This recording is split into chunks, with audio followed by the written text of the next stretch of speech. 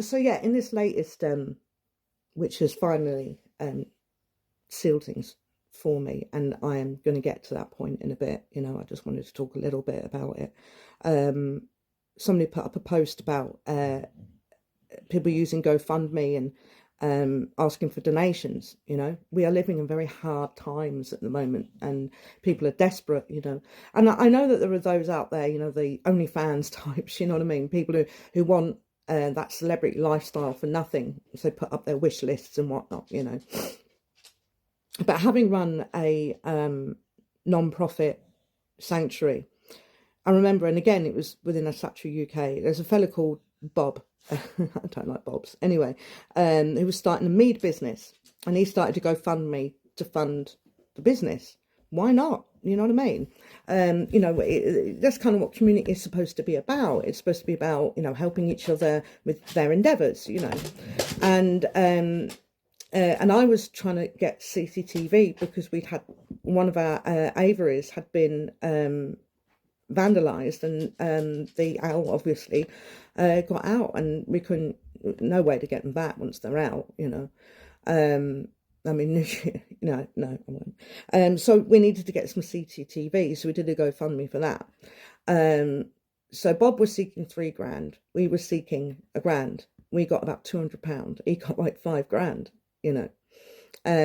It's good for him. I don't know if he's still in business, because he's another one who took offence to something I said that I didn't mean offensively, and blah blah blah. You know what I mean? I think I spoke out of turn to some precious friend of his. Questioned them. Anyway, whatever. I don't know if he's still in business, but he did have a very successful and bloody good mead business. So I don't. That's not my point. My point is why not?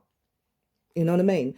Why not? Anyway, so this fella, clearly, Freddie Lee, I will out him, a solitary pagan. He also runs a group called Pagan Green. Please avoid it. The guy is very hateful towards Wiccans, and he's become so self-righteous and arrogant. It's like ego and narcissism seeps in all the time, every fucking group. You know what I mean? But, they do say the road to hell is paved with good intentions, and it starts as good intentions. I know I've been on a council, you know what I mean? And I myself found myself being drawn into this sense of ego. Like when we used to have the moot in York, and we had a big old table. It was like a mead hall. We set it up in that sense, and all the kin sat at the top. And I never liked that. I was never keen on that. I didn't feel myself... I felt that was putting you above everyone else, And, anywho, so honestly, I was considering leaving the group anyway, because he was getting very, very hateful.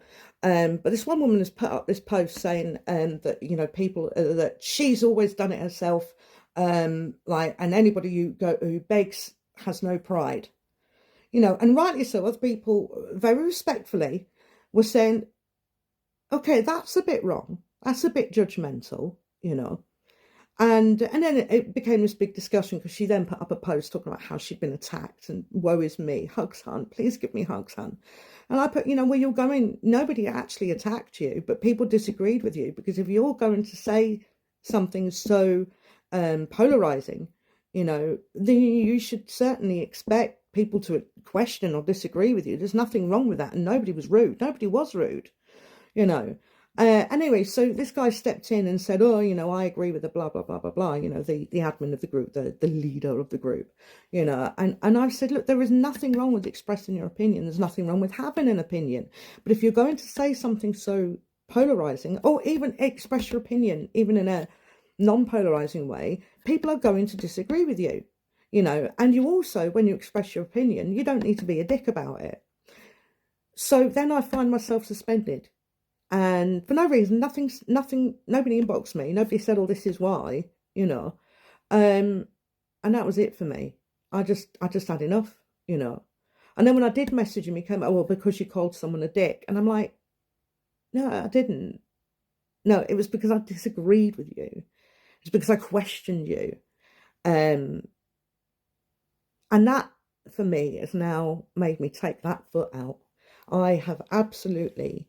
And I don't know, let's call this video mental health and the lack of community, my mental health and the lack of community. I've had enough. I've absolutely had enough. I am no longer interested or will join or will have anything to do with the so-called pagan community. I won't attend pagan events. I will not trade at pagan events. I absolutely don't care anymore. I will continue to use my platforms to share my knowledge, to share my experience, but I'm going in a different direction with my business side of things. So I will be putting up some videos promoting my new path of my business. I'm going to advertise myself to non-pagans because I have gotten so many bookings this year for festivals. It wanting me to be the traditional fortune teller, you know, dress up, get my little booth out and everything. I'm very proud of it, you know. That's my new sign, just drying up there. I think it looks awesome, personally. Anywho, but yes, I guess this is a message saying, go fuck yourselves. I don't want anything to do with you. Which is sad, you know. But you know, going back to the mental health side of it, these people don't seem to understand. And like I say, this is not for the first time. This is since childhood that I've been ostracized, suspended, or shut down. You know what I mean? And most especially since I started dipping my toe into the pagan water, shall we say, because I've been solitary since I discovered the path when I was sort of 15, 16. And, you know, I've always done a certain degree of fortune telling since I was a child, you know. My mum, my siblings always ask me, you know, what are you feeling? What do you feel? You know, my whole life I've been a misfit. I've been ostracized. But, you know, when I was reading about the witches of old and how they would, like Mother Shipton, for example, they could never live within the community. They would often live outside of. So witchcraft and mental health, you know, it now we've got a term for it. Do you know what I mean? But it doesn't help us misfits that so many people will, oh, I'm so weird, you know, and they want to stand out. They want to be special, you know, and I don't think I'm special at all, you know.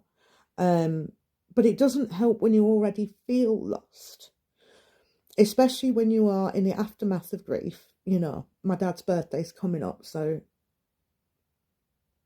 the scream is getting louder, very loud at the moment, you know. And then it was literally one of the last groups that I actually participated in. It was the last group that I bothered participating in because I seem to offend every fucking person. Even when I'm not trying to offend, I'm just asking a genuine question, you know. And it's lonely. And we shouldn't be alone, you know. Think if I didn't have such a solid, loving marriage, my husband and my dogs, I don't know if I'd even bother. Do you know what I mean? They don't know the harm they do when they ostracize someone. Like, the falling out with the Satcher UK was the catalyst for, I was already going through a crisis, a mental health crisis, but I actually went through a full-blown mental breakdown because of the bullying of the group. And when it happened again last year, just after my dad's funeral, because I dared to question them, again, this bombardment of cruelty and bullying. And, you know, these are the people that are a driving force behind Heathens Against Hate. You know, they were apparently doing this ritual for people with PTSD. But, you know, it's their actions, and it's not just them, it's other people as well. Their actions against people they know have mental health struggles defines really who they are. So let's get on to the next one, and maybe I'll stop ranting then.